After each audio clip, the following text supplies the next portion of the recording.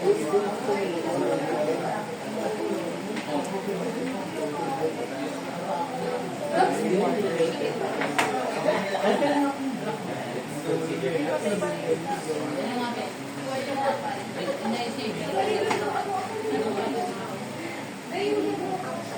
by 11:10 or 11:05, pwede na tayong mag-start from group A, B, C.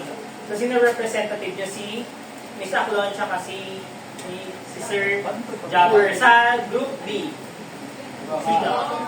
Si Bang. Alam pa si Bang. Sino mag-explain? Siya yung mag-explain. Dalawa.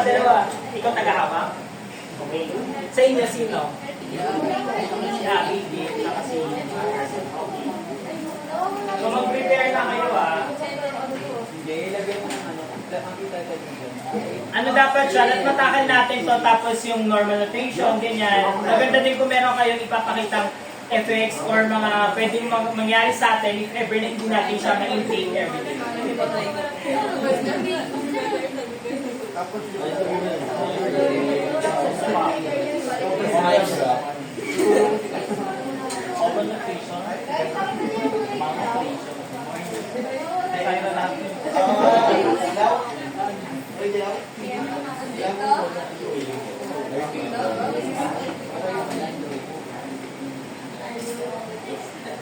Are you full?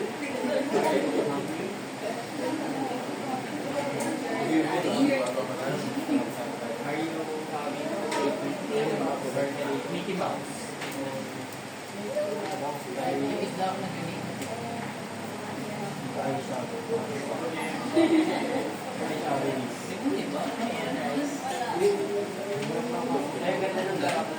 Tingin? Pasok yan.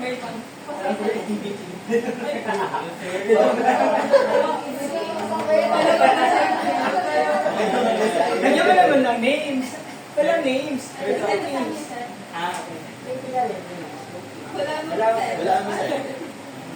ano ba yan?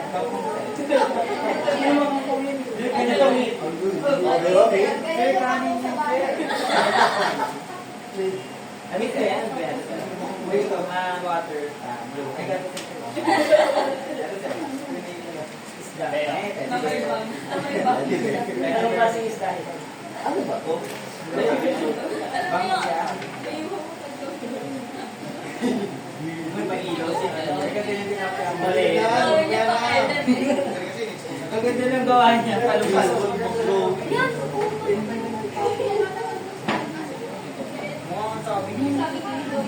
Hindi, ano to?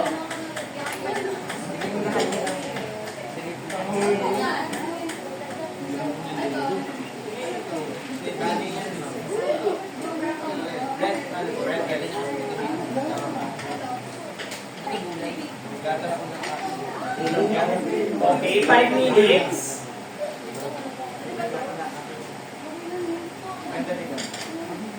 Dito sila represent. Sino mag-explain sa atin? Si Marcelo. Dalawa dapat mag-explain sa inyo.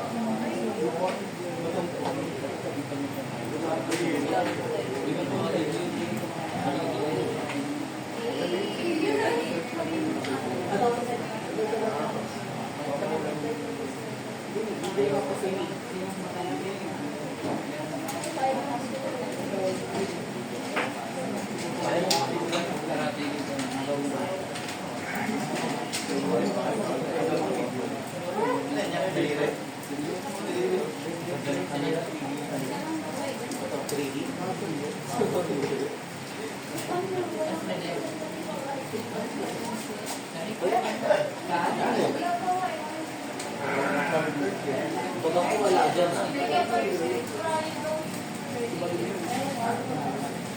pag ako wala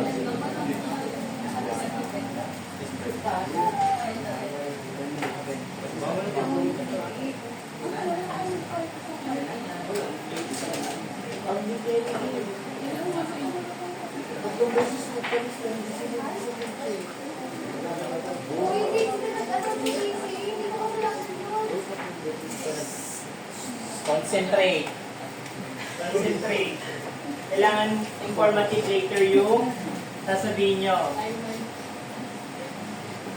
Dapat hindi lang siya about sa drawing. Siyempre dapat yung content since 20 points yung content natin. So more on informative yung pag-explain niya sa drawing.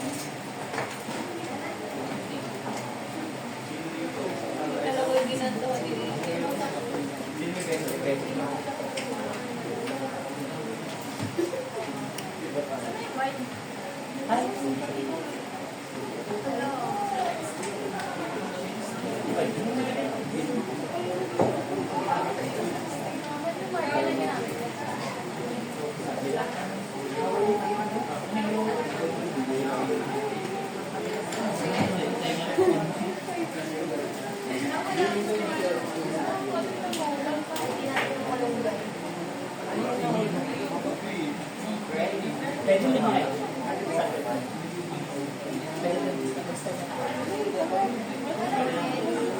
So, mag-start na tayo sa group A. Habang nag-explain sila, pwede nang mag-start sila. Then, pwede next yung B and C. So, group A from Miss Aclon tsaka si Mr. Jabber. So, Mr. Jabber and Miss Aclon, explain nyo yung drawing nyo. Then, dapat matakal yung mga na-topic natin, ha?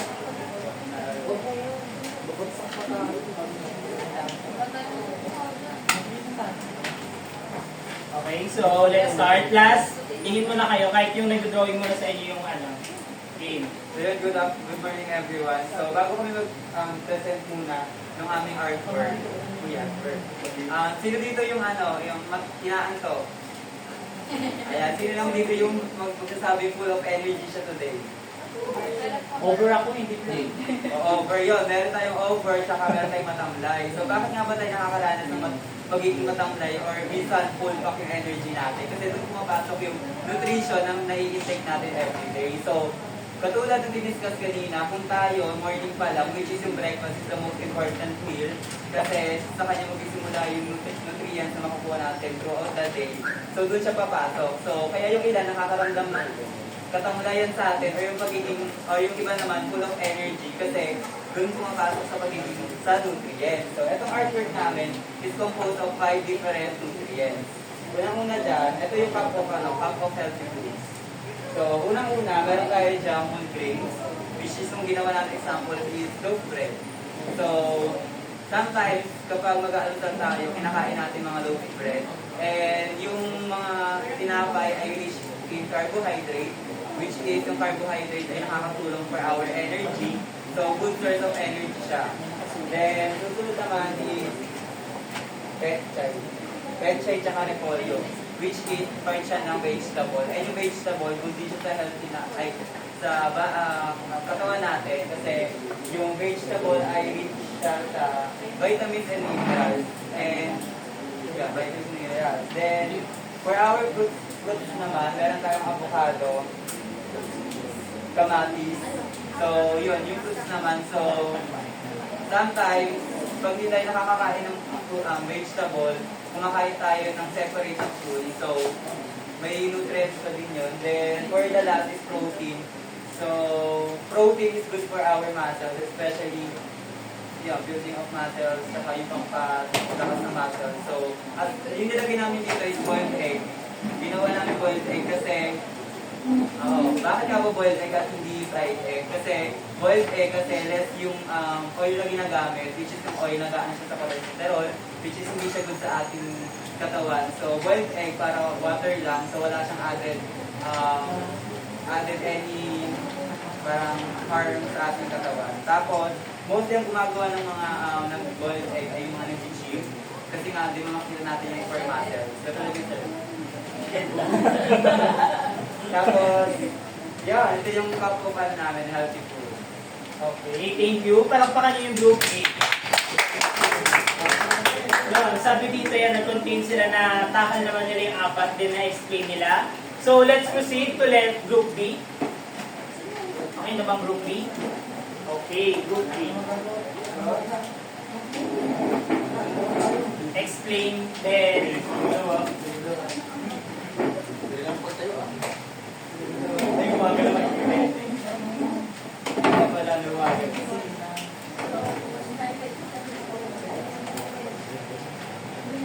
Hello everyone.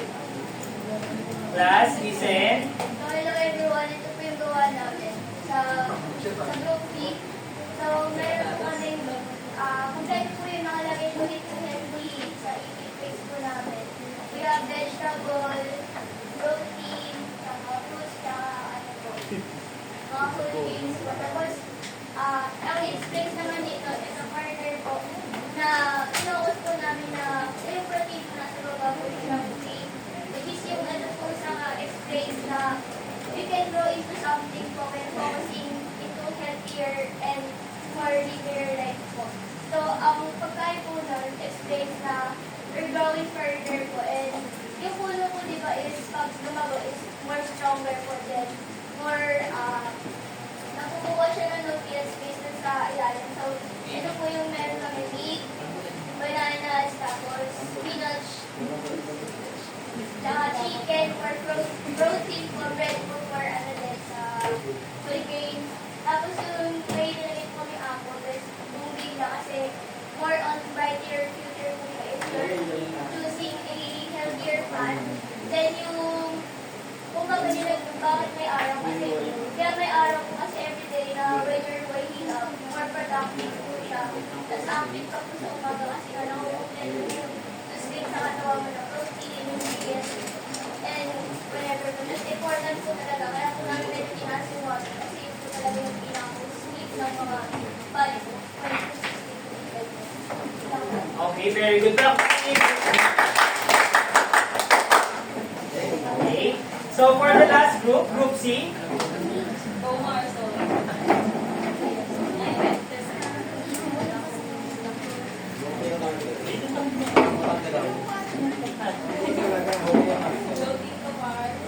Mars.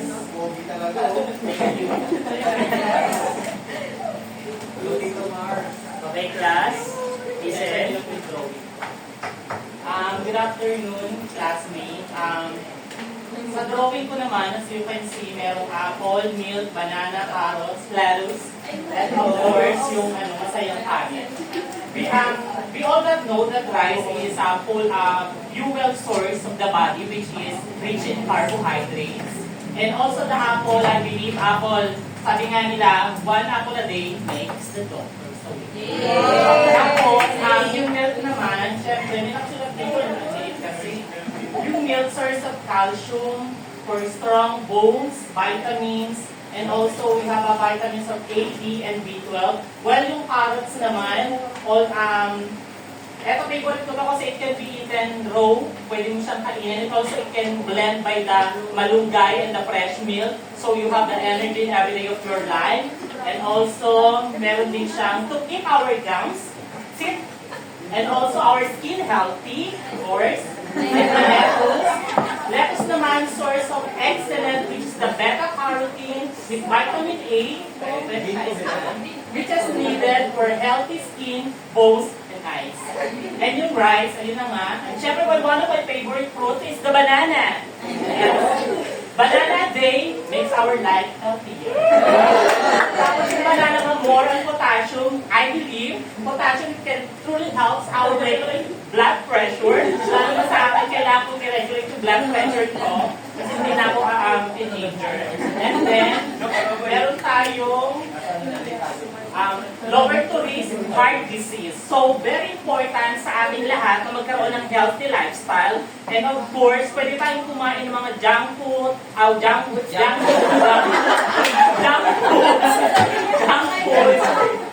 Parang sabi nga nila, you need to know how to be balanced. yourself. Nasa atin naman, alam natin sa sarili natin kung ano yung mga dapat at hindi dapat. So, iwasan natin, mas panatilihin natin maging healthy para pagdating ng ating younger to the oldest part of our age, fresh pa rin tayo.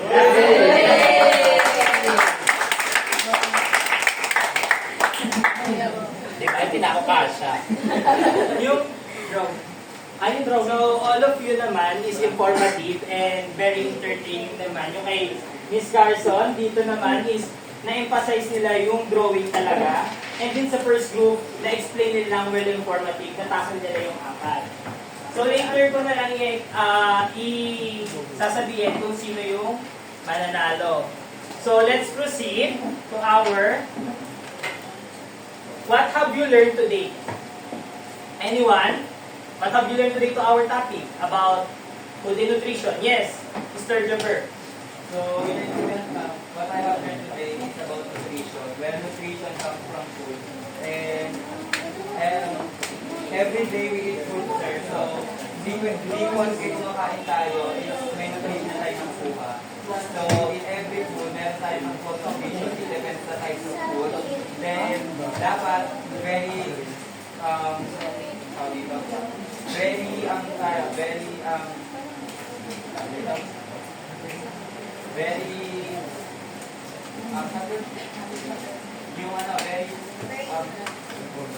very mindful.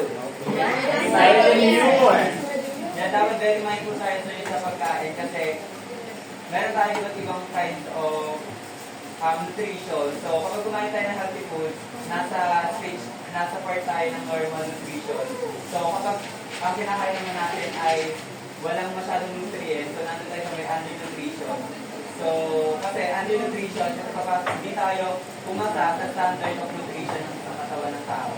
Then, kapag sumabra naman tayo, papasok tayo sa overnutrition, then kung nandun tayo sa breach of undernutrition, then overnutrition, papasok tayo sa malnutrition.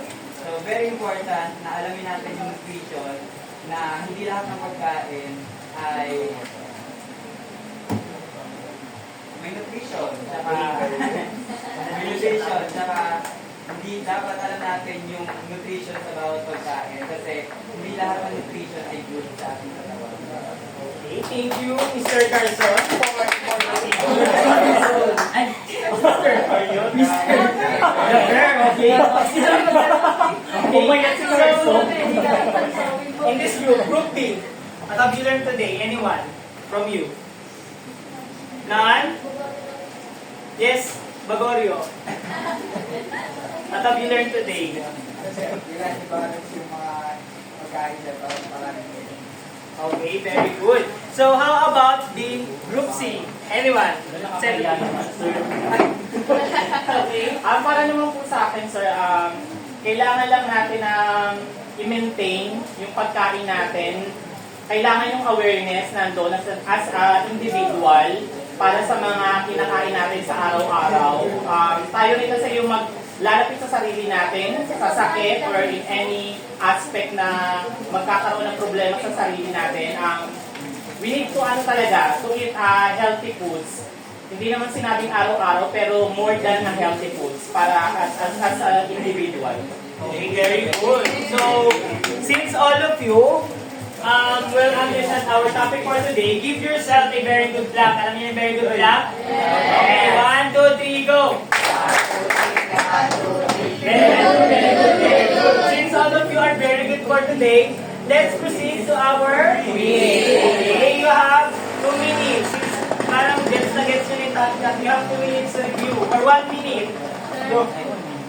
So for our quiz, we have multiple choice, and read each question and answer choice carefully and choose the best one answer. Yes, mag-provide na kayo ng 1/4 name section.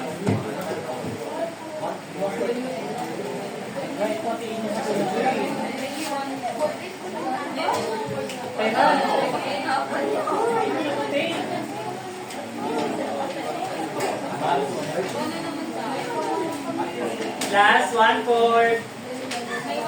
Start na tayo. 11:13 na.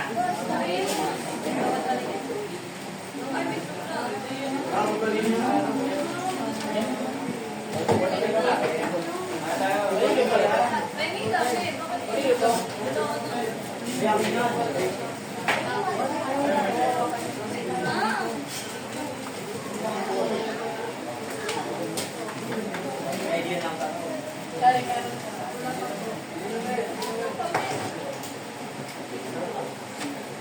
Okay, class, ready na ba? Okay.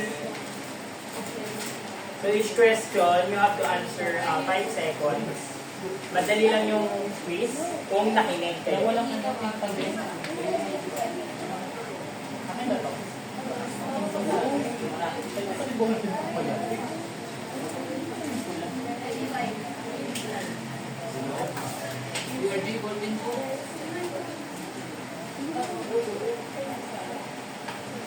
Okay?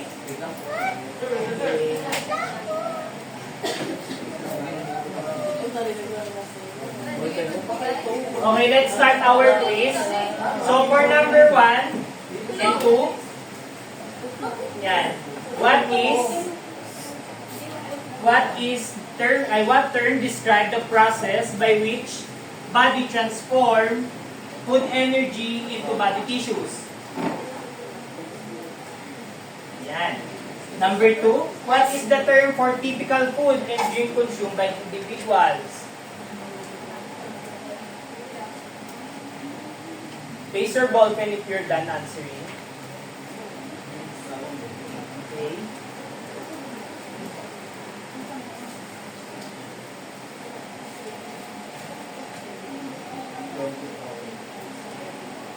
Class, are you done? 1 and 2. So next, number 3 and 4. Which term characterize a deficiency in overall consumption, particularly lack of calories and protein? Lack of calories and protein. Ito na yung A, B, C. Na ano naputol siya. So A, undernutrition. B, overnutrition. Or C, carbohydrates. For number 4, what is the term for maintaining proper proportion of carbohydrates, proteins, and fats in one's diet?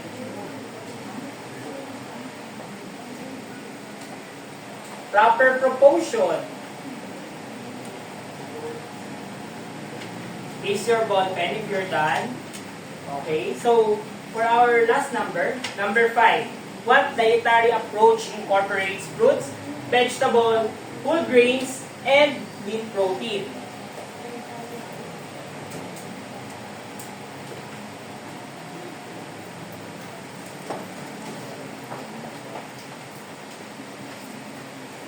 Place your ball pen. Are you done? Okay, so since you're all of you are done, exchange your paper with your seatmates. Okay? Class, are you done with exchanging your paper? Yes, sir. Okay, so here is the answer key. B, C, D, A, C.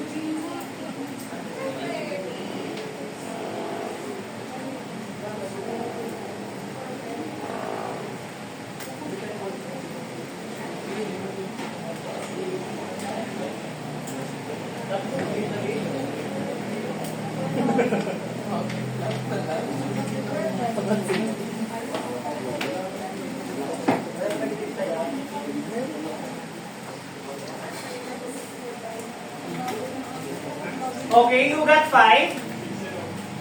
5. 4. 3. 2. 1. Okay, since all of you got 5 and only one person who got 4, give yourself a very good clap. Okay, 1, 2, 3, go. Okay, very good class. So, for our assignment, who wants to read? Okay, let's just, from assignment, read from Group A, this one, Group B, and Group C. Okay, 1, 2, 3, Group A. Do the following as follows. Write your work on a short bond paper. Group B. Choose one food that has nutrition and search about the benefits of that food. Group C. Follow up assignment. Do Do an advanced reading about the next topic indicated in the syllabus. So are we clear, class, to our assignment? Yes. Okay, very good. Is there any question about our topic? None. Okay, so thank you for listening, and here's the references if you want to know our topic and where did I get those information. So thank you, class, for listening, and have a great day.